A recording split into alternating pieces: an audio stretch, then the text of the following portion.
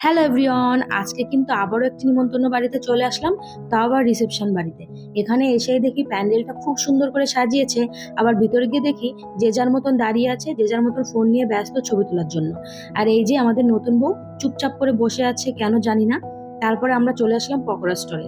এখানে এসেই দেখি যে পকোড়া স্টলে কোনো লোক নেই। অন্য বিয়ে বাড়িতে গিয়ে যেমন মারামারি করে আমাদের পকোড়া খেতে হয়, এখানে আমরা চুপচাপ করে একা একা দাঁড়িয়ে দাঁড়িয়ে খাচ্ছিলাম।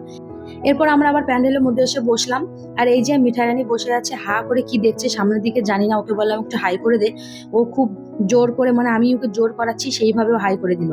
তারপরে যে মিঠাইয়ের দিদি, ও দেখো হা করে দেখছে, কি দেখছে দুই বোন বুঝতে পারছি না। তারপরে আমি আবার দেখলাম যে ওরা তো নতুন বর বউকে দেখছে। দেখো নতুন বর বউ যেভাবে বসে আছে, মনে হচ্ছে ঝগড়া হয়েছে ওদের দুজনের মধ্যে, কি জানি কি হলো। তারপরে আমরা ওখান থেকে আবার চলে আসলাম বাইরে।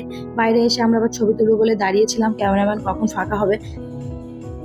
এরপর আমরা চলে আসলাম খাওয়ার প্যান্ডেলে। আর এখানে এসেই দেখি যে ক্যাটারিংরা ধুতি পাঞ্জাবি পরে ক্যাটারিং করছে, তো দেখতে ভালোই লাগছে। তারপর আমার প্লেটে চলে আসলো ভেজিটেবল আর সস। খাওয়ার প্যান্ডেলের মধ্যে খুব সুন্দর মিউজিক বাজছিল।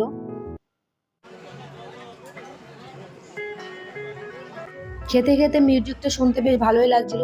এরপরে দেখি যে প্লেটে আবার চলে আসলো ডাল, মাছ, এই যে দেখো রাইস, মাংস, চাটনি, পাঁপড়। এরপর আমরা খেয়ে দিয়ে বাইরে এসে দেখি যে নতুন বর বউ ফটোশুট করছে, কাপেল ফটোশুট করছে।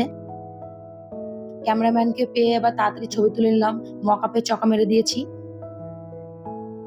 তো এখন আমরা বাড়ি যাব। আর এই যে আমি আর আমার ননদ কিন্তু একই রকমই শাড়ি পরেছিলাম, আমাদের কেমন লাগছে দেখতে অবশ্যই কমেন্ট করে জানিও।